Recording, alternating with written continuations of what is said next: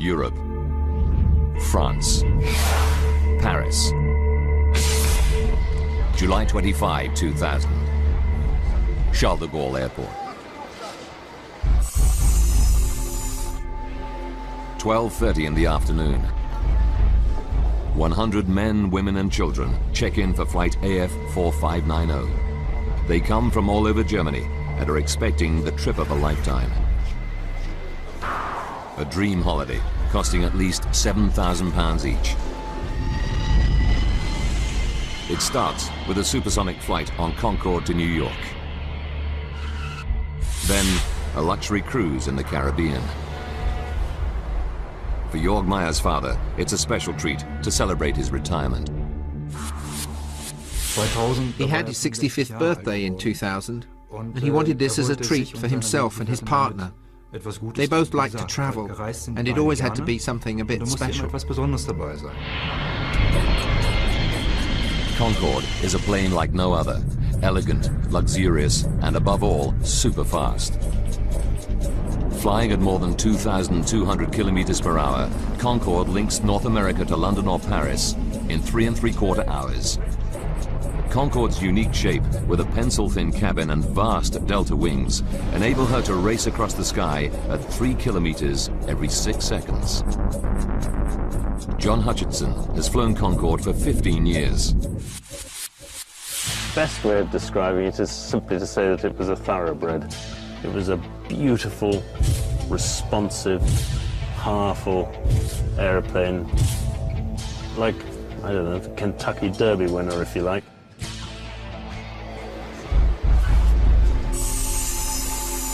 By 1:30, all of the passengers are checked in for their supersonic trip. The pilot, Captain Christian Marty, is already in the cockpit preparing for the flight. The holidaymakers are in good hands. 54-year-old Marty is one of Air France's most experienced pilots. An adventurer of extraordinary talents. In 1982, Christian Marty was the first Frenchman to windsurf across the Atlantic. He's a national celebrity. On board Concorde, Captain Marty runs through his pre-flight check. His air traffic controller is the experienced Gilles Logelin, who arrives to start his afternoon shift. I was on GTL, Southern Control Tower of Paris Airport, Charles de Gaulle. This particular day I was not supposed to work. One of my colleagues the day before asked me for a transfer of shift, so he did my morning shift and I did his afternoon shift.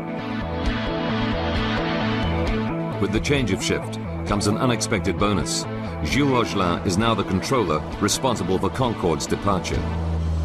The Concorde is one of the most beautiful planes I've ever seen. The line is pure. I really like to watch this plane landing, taking off. During his pre-flight check, Captain Marty learns that engine number 2 has a technical fault. A small part needs replacing. It isn't serious, but with Concorde, safety is always paramount. After 40,000 flights and 900,000 flying hours, there's never been a fatality. The repair delays Concorde's departure by 1 hour. 3:54. The passengers start to board. Among them are the Eich family, Christian and Andrea, and their 2 young children, Maximilian and Katerina. Klaus and Margaret Frenson are both school teachers who've saved for the trip for 20 years. Ordinary families off on an extraordinary adventure.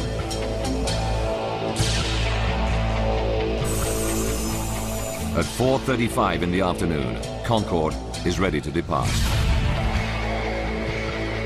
Anticipation on board mounts as the supersonic jet taxis to the runway. In the control tower, Gilles Logelin clears Air France flight 4590 for takeoff on runway 26 right. It's 4:40 in the afternoon. So far, for passengers and crew, everything is normal. Captain Marty lines up the plane at the start of the runway, ready to release the power of Concorde's 4 Rolls-Royce engines. For senior pilot John Hutchinson, a moment like this is always special. As you open the throttles up to full power, you'd feel this huge surge of power in the small of your back as the airplane accelerates down the runway, and you just get the feeling that the one thing the airplane wants to do at that point is to get into the air as quickly as possible, into its natural environment.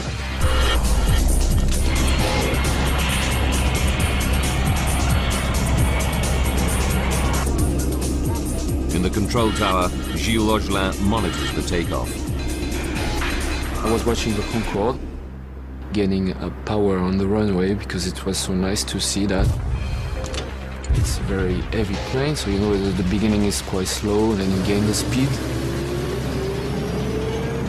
Concorde accelerates down the 4,000-meter runway.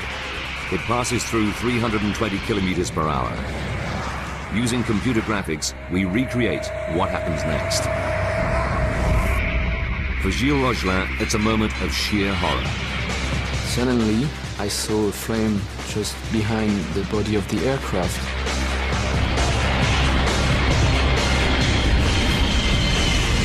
So I jumped on my mic to say, Air France 4590, you have flames behind you. Captain Marty cannot see the flames, but accelerating through 328 kilometers per hour, Concorde is committed to the takeoff. There are only 2,000 meters of runway left, but Concorde needs 3,000 meters to have any chance of stopping safely. After the speed, whatever is the situation, the plane has to take off. He could not abort the takeoff. And as I was watching the flames, I saw the nose of the Concorde lifting up. At 4:43 and 15 seconds, Captain Marty pulls on the control stick. Concorde takes to the air. This is how Concorde flight AF 4590 appears to witnesses. Martine Bornet works in an office on the western edge of the airport. At 4:44, she sees a terrifying sight. I was looking out of my window and I saw Concorde taking off very slowly with the back of the plane on fire. I was really afraid.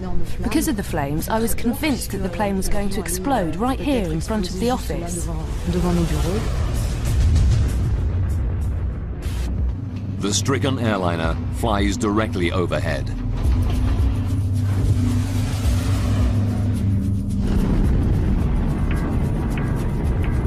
Close by where Martine works, courier Emmanuel Vermignon is driving his van past the end of the runway.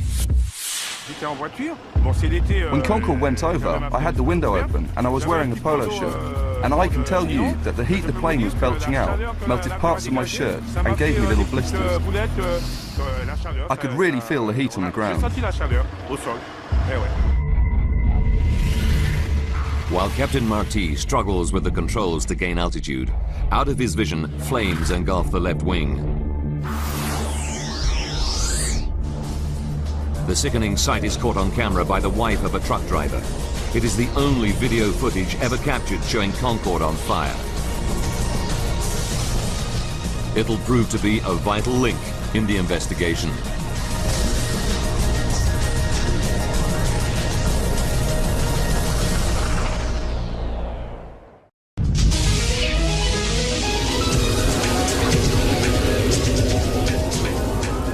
At Paris Airport, a supersonic Concorde has just taken off, but now the plane is on fire and 109 people on board are facing peril.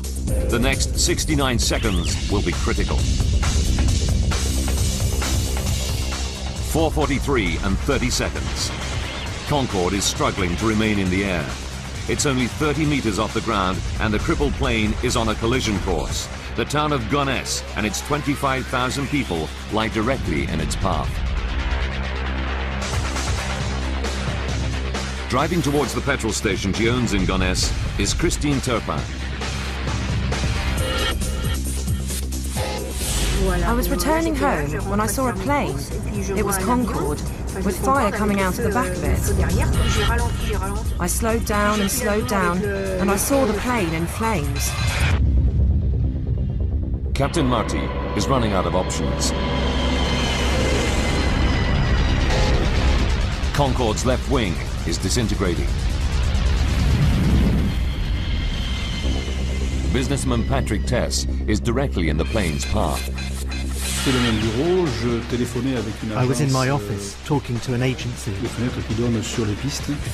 The window faces the runway, and I was interrupted by an incredible noise. It was Concorde. It was on fire, and it was listing violently.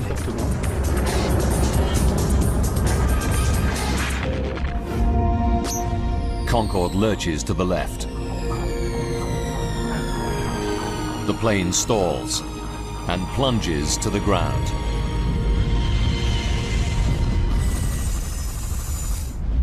It's 4:45. It's the moment every air traffic controller dreads.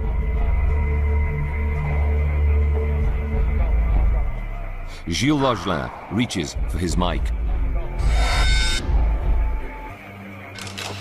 I've called the Air France and I said, Air France 4590, do you hear me? Air France 4590, me recevez-vous? I said it twice. Air France 4590, me recevez-vous? There was no answer.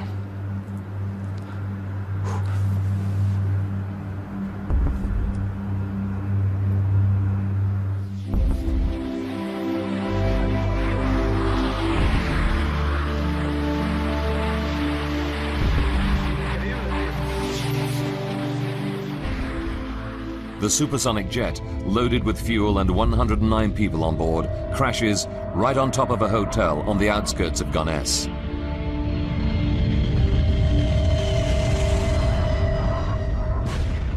A terrifying fireball tears through the building.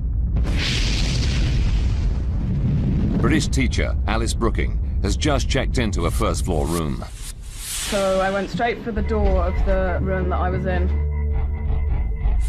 Saw all the flames, saw there was no way out via the stairs. I leapt across the room, leapt across the bed to the window. Saw, luckily, that the receptionist was already down in the car park underneath me, and he just said, "You have to jump." At the same time, Christine Turpin also witnesses the explosion and fears the worst. It fell, and from where I was, I thought it had landed on the gas station. And I thought because my daughter and the girl who works for me were there, that they were all dead. As Christine Turpin drives in, a passenger armrest falls onto the petrol station. It's a chilling reminder for Christine of the fate of the passengers. When you saw the armrest, you couldn't help but imagine what it must have been like for the people on board the plane.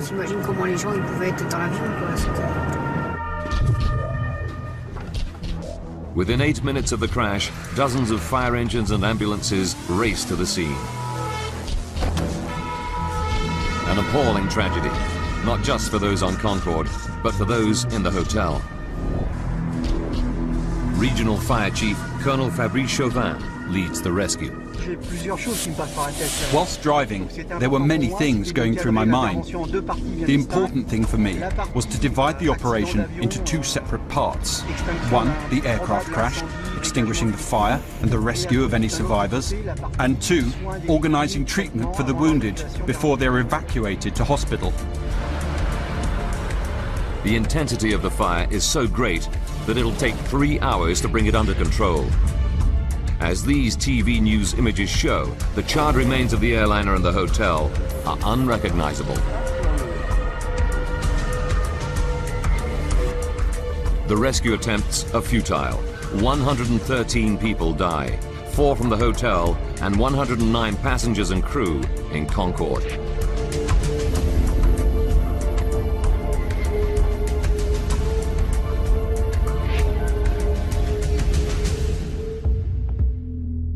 3 generations of the Ike family are wiped out. The children's grandparents had wanted to treat the family to a holiday of a lifetime and had booked the Concorde flight.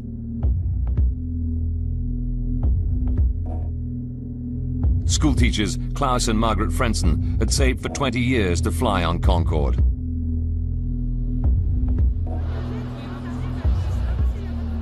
Rescuers begin the gruesome task of pulling the bodies from the crash site.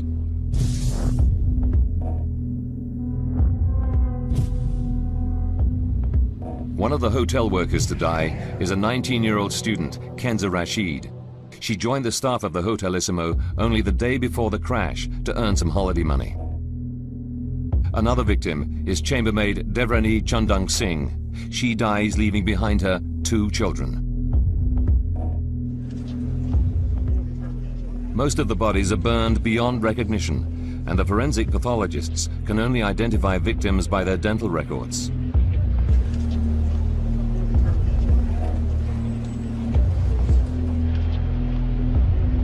It's a harrowing time for the victims' relatives, like Jorg Meyer. One of the more difficult things was the identification of my father and his partner. One has to say, nothing much remains of the passengers after an air crash. That was difficult.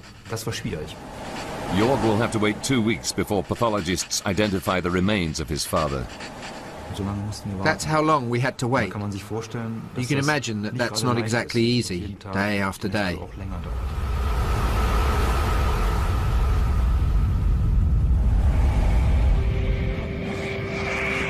The crash takes everyone by surprise. Concorde, the queen of the skies, the plane that makes supersonic travel a reality, people's dreams come true, had never had a fatal accident. Until this moment. It takes just 120 seconds to shatter that perfect record. Now, by rewinding the events of that fateful day and by going deep into the investigation, we can reveal what really happened. Cutting-edge computer simulation will take us where no camera can go, into the heart of the disaster zone.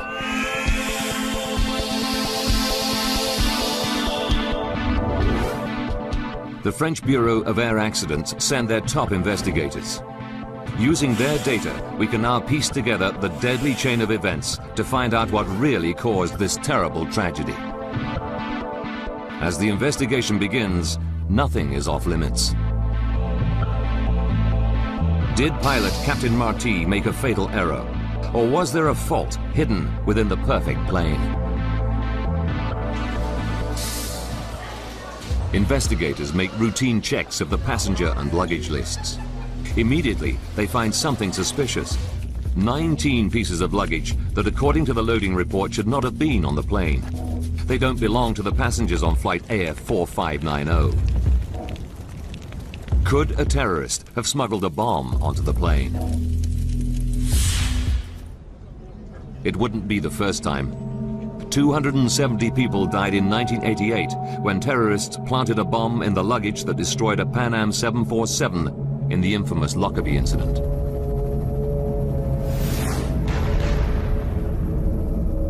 At Gonesse, investigators divide the Concorde crash site into a grid in order to make a meticulous search. They photograph and tag everything found in each section.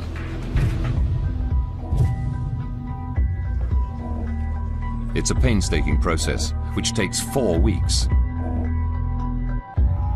Then, every bit of wreckage is taken away for identification and analysis. 3 hangars at Le Bourget, another Paris airport, become their final resting place. This pile of debris is all that remains of the hotel. Such is the intensity of the crash and fire that a 40-room building is reduced to little more than a pile of rubble.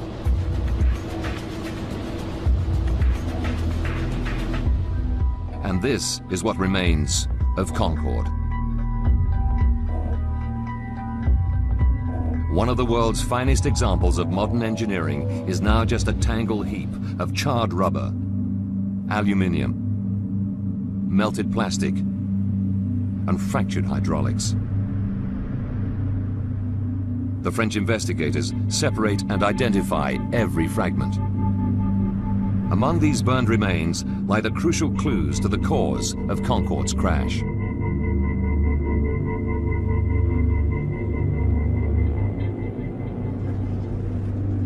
Within hours, the French Bureau of Air Accidents team recover the black boxes.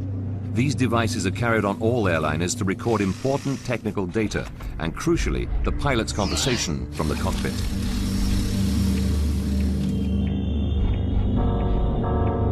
They analyze the black boxes. They hear no sound of an explosion.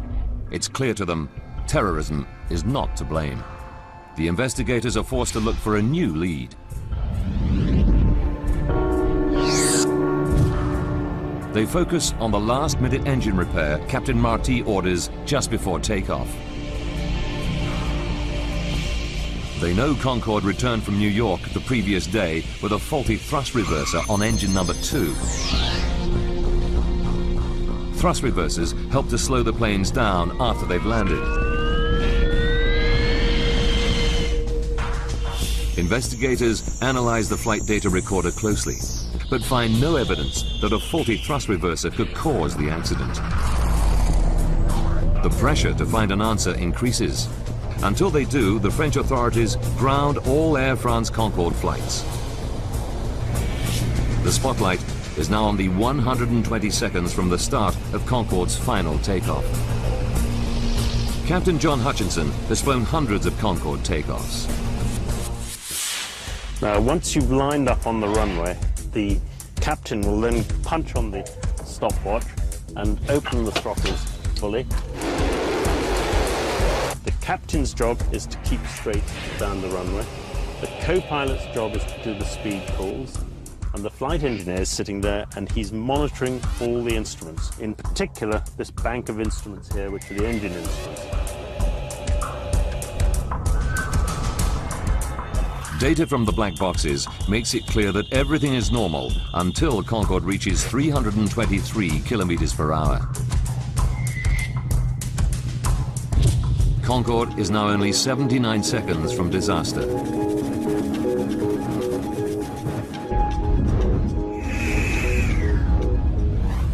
Data recorders reveal a sudden loss of power in both engines under the left wing. Immediately, the black box picks up the dramatic warning from the control tower. Air France 4590, you have planes behind you.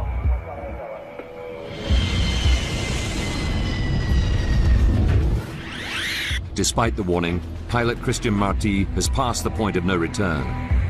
There's not enough tarmac to stop safely. He has to take off.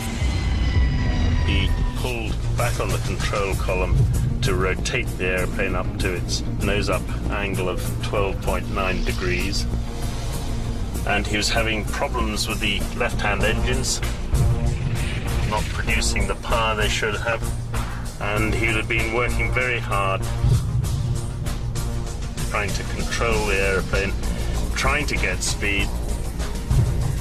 But of course he was being overwhelmed by these problems on the left-hand engines. The engines become the new focus of the investigation.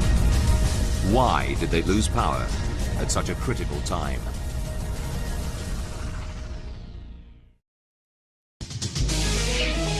Just 2 minutes into its journey, Air France Concorde flight AF 4590 crashes, killing 113 people.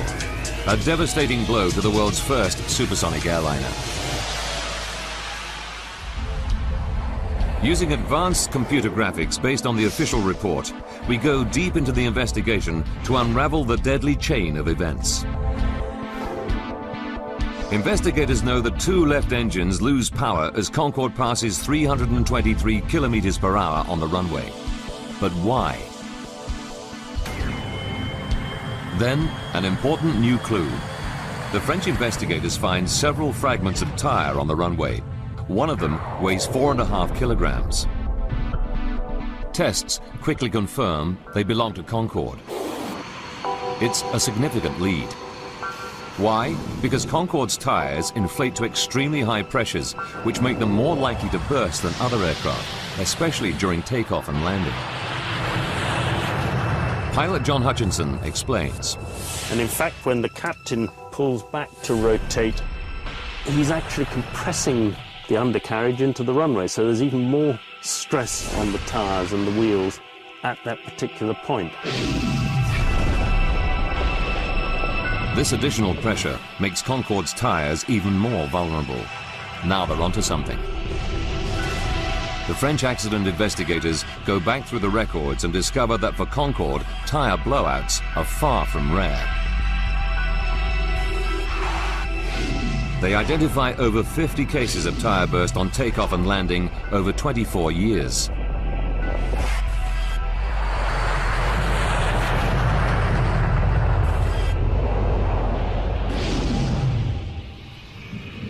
One of the worst incidents involved another Air France Concorde, this time at Washington's Dulles Airport in 1979. Bill Lightfoot was a passenger on Concorde that day.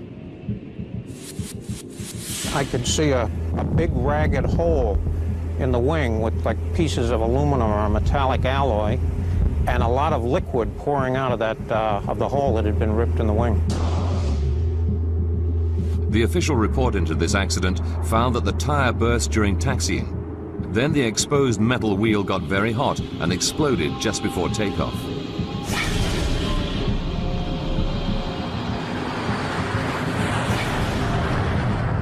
The plane took off, but 20 minutes later returned safely to the ground. The plane survived this scare, but it caused a major overhaul of tyre safety. Concorde engineers installed sensors to detect underinflated tyres, modified inspection procedures for wheels before every flight, and most importantly, as aviation expert David Learmont explains, developed stronger tyres that can carry twice their normal load.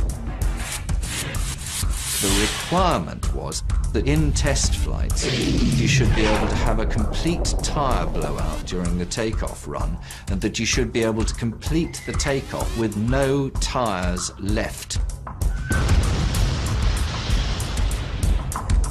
And that is what the wheels subsequently were, and never again did a wheel fail.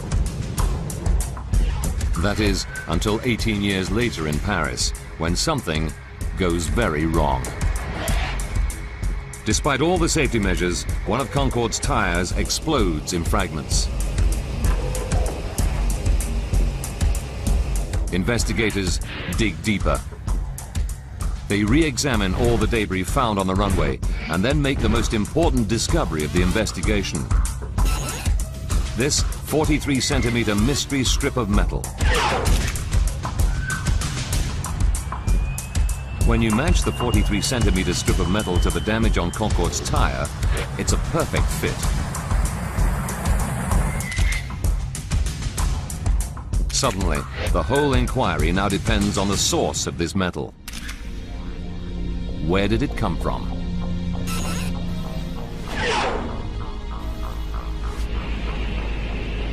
It takes 5 weeks of painstaking detective work, comparing it to the thousands of parts that make up aircraft. Then, a breakthrough. They discover the metal strip comes from the engine mounting of a DC-10. The flight log from Paris reveals a Continental Airlines DC-10 took off 5 minutes before Concorde. They track down the plane to Houston, Texas, and incredibly find the engine has a missing part. It's the metal strip fitted 16 days earlier during maintenance on the DC-10. When David Learmont first sees the photographs of the strip of metal, he's astonished. It had really rough edges, and this was not just rough edges because Concorde had run over it. It had been cut roughly. The edges were not straight, not even when it was made. The other thing is that it had holes drilled in it for putting screws or rivets through, and these were all over the place. Investigators now have a very strong theory about how the strip of metal contributed to the crash. 81 seconds before the crash, Concorde AF 4590 is traveling at 323 kilometers per hour down the runway. the tyre hits the metal strip. The tyre explodes, and a massive 4.5 kilogram chunk of rubber from the tyre flies at high speed up into the wing. But Concorde's fuel tanks are in the wings, and the delta-shaped wing is not designed to withstand such an impact. This sort of eventuality had never been foreseen in trials. It was estimated in all the trials for certificating the aircraft in the first place that if a tyre exploded, the pieces of tyre that would actually come away from the wheel would be about 1 kilogram in weight. The chunk of rubber that hits Concorde's wing that day weighs nearly 5 times as much, 4.5 kilograms. No one had planned for that sort of impact.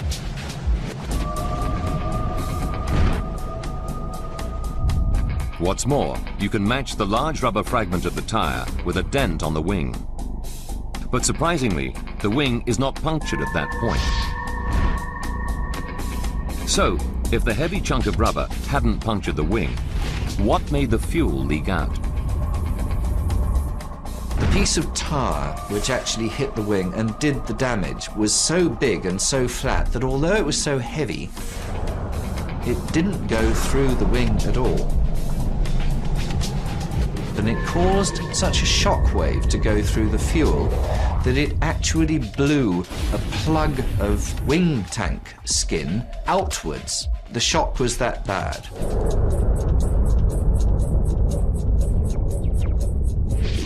When the rubber chunk hits the wing, it sets off a pressure wave which finds the weakest joint in the fuel tank. The fuel bursts out of the tank. 75 liters of fuel pour into the engine every second. But even fuel gushing over the engine needs a spark to ignite. Where did the spark come from?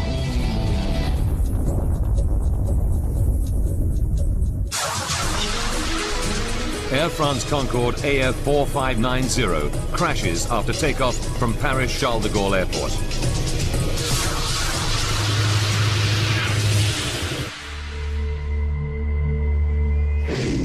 Our graphics can simulate a virtual camera on the runway to reveal the cause of the accident. As the plane hurtles down the runway, a rogue strip of metal bursts a tyre. 81 seconds before the crash, a heavy chunk of rubber flies into the fuel tanks. Fuel cascades over the engines. Not enough on its own to cause a catastrophe, it needs a spark.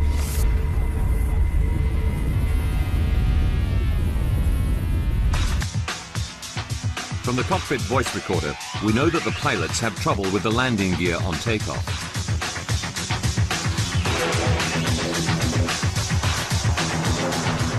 As Concorde struggles into the air, pilot Christian Marty calls for the undercarriage to be raised. But it stays locked open.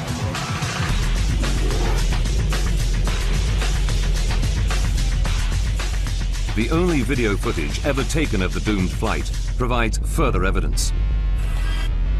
It shows the undercarriage in the down position. What stopped the wheels from retracting? The most likely explanation can be seen in this computer simulation.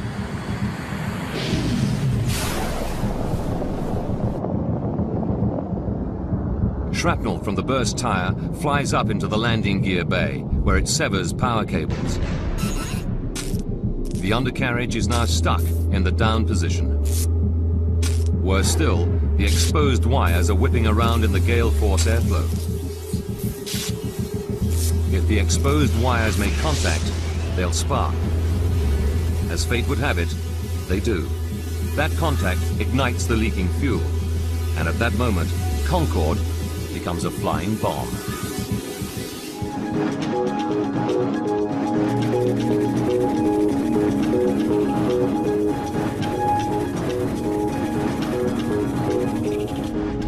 We can now tell you what it must have been like for Captain Marty in the cockpit. From the pilot's seat, he can't see the flames. All he knows is that Concorde is losing power in engine number 2 just at the moment of takeoff. 1 second later, the control tower alerts him to the fire. Air France 4590, you have flames behind you. Computer graphics show how Concorde would have looked. Now, to make matters even worse for Captain Marty, the number 1 engine is losing power as well. Events are conspiring against him. Aviation safety expert David Learmount explains why. There was a fantastic gush of fuel out of this quite large hole, was literally drowning out that engine, which gradually lost power and finally went out. So the pilots were left with 2 engines when they're normally accustomed to having 4. It couldn't happen at a worse time. Captain Marty needs maximum power, and there's not enough runway left to stop. He wrestles Concorde into the air. Cockpit voice recordings reveal that at 4:43 and 22 seconds, the engine fire alarm sounds. And 3 seconds later, the captain shuts down engine number 2.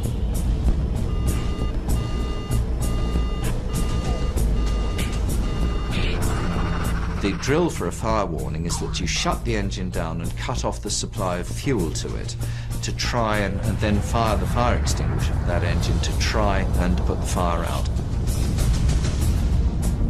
Concorde is now 53 seconds from disaster. Gilles Rogelin in the control tower gives what help he can to Captain Marty. Do as you wish. You have priority to return to the field. But at 60 meters, Concorde is too low to turn around. So instead, Captain Marty tries to fly the crippled plane to the nearest runway at Le Bourget Airport, just 5 kilometers ahead. But there's a new problem for Captain Marty. The fire is now so intense that Concorde's wing is melting and disintegrating.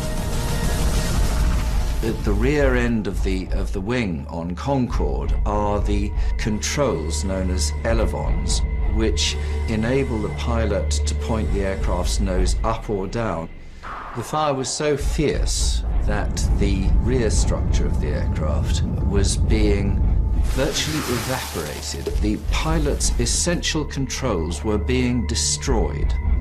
At the same time, the toilet smoke alarms are heard on the voice recorders.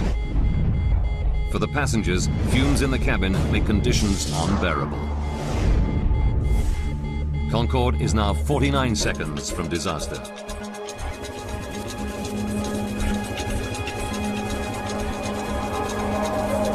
In the cockpit, Christian Marty battles with the controls, trying to gain speed and height. But he's being overwhelmed by the fact that the wing and its controls are disintegrating.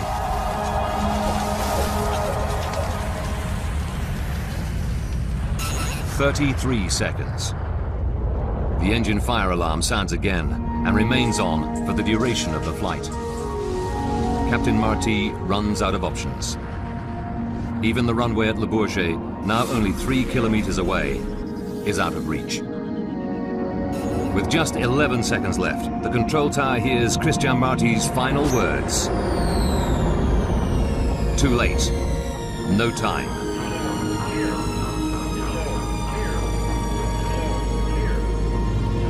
"4 seconds left. The plane dips below 15 meters. The final sort of act was the airplane reared up and heeled over into about 110 degrees of bank, so the airplane at that point became completely uncontrollable. 3 seconds. Concorde could no longer hang in the air. It stalls and begins to roll leftwards. A hotel lies directly beneath. The plane is about to come down.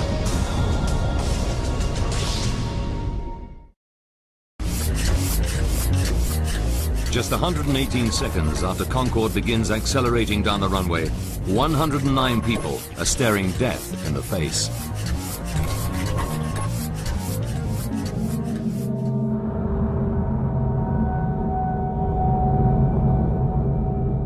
Two seconds later, Concorde crashes into an airport hotel.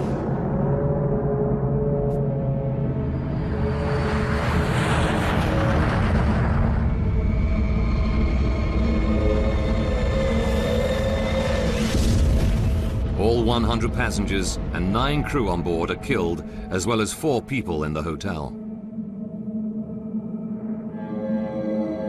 Air traffic controller Gilles Logelin started Concorde on its fateful flight, and he is a witness to those terrifying final seconds. I knew that everything was finished. I knew that that it was the confirmation of a reality that I didn't accept, in fact. And because until this moment, I still had the belief that it was not true, that it was not the reality. So it gave me the point, I think. It gave me the reality that it was over, that's what could not happen has happened, that it was a real crash. Concorde, the world's only successful supersonic airliner, has its perfect 25-year safety record destroyed in just 120 seconds. It's a crash of unimaginable horror. The passengers had only a few seconds to prepare for death. Lawyer Christoph Wellens speaks for the victims. I think the passengers realized early on that something was wrong with the aircraft. The plane didn't climb. Then a wing caught fire. It flew at low altitude just above the ground. Then the plane started turning over. I think the passengers knew very early on that something terrible was about to happen, and that they must have been preparing to die. 2 days later, relatives are allowed to lay flowers at the crash site.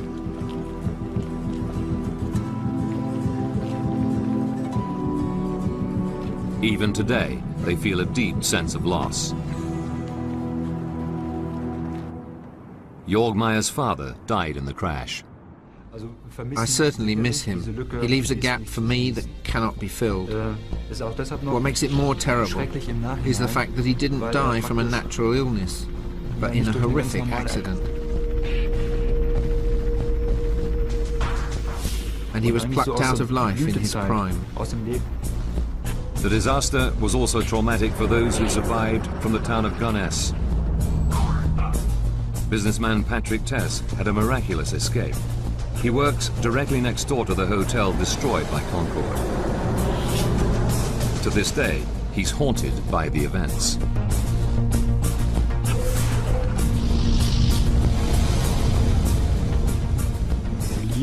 Well, of course the crash had an effect on me. You can't remain unaffected by it.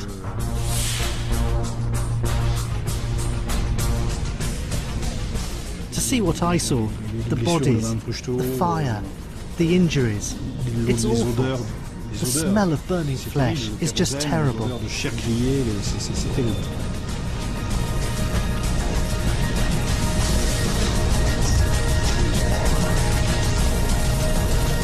For Concorde, the Paris disaster is the beginning of the end. 3 weeks after the crash, all Concorde flights are grounded. Air France and British Airways, the 2 airlines that fly Concorde, have to make major safety modifications. Tyres are strengthened so that they remain functional even when punctured by a 30-centimeter blade. Engineers encase the fuel tanks with bulletproof Kevlar liners to resist puncture. And electrical harnesses in the main landing gear bays are reinforced.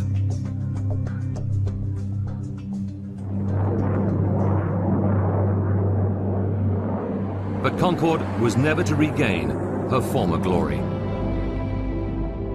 14 months after the crash, Concorde passenger flights resume. But the cost of maintaining and upgrading the aging fleet is too great. Passenger numbers decline sharply. On the 24th of October 2003, Concorde carries passengers for the last time. The first era of supersonic passenger travel is at an end. Concorde is now just a museum relic. That fateful July afternoon in Paris is due to a critical chain of events. A rogue strip of metal on the runway punctures a tyre, propelling part of the wheel into the wing. A pressure wave causes fuel to erupt from the tank and debris to fly into the undercarriage, where it severs an electrical wire. A spark ignites, triggering an inferno at the point of takeoff, a crucial time.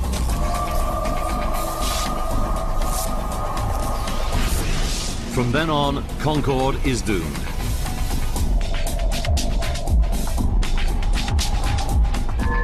A chain of events no one could have predicted that ultimately brings about its destruction.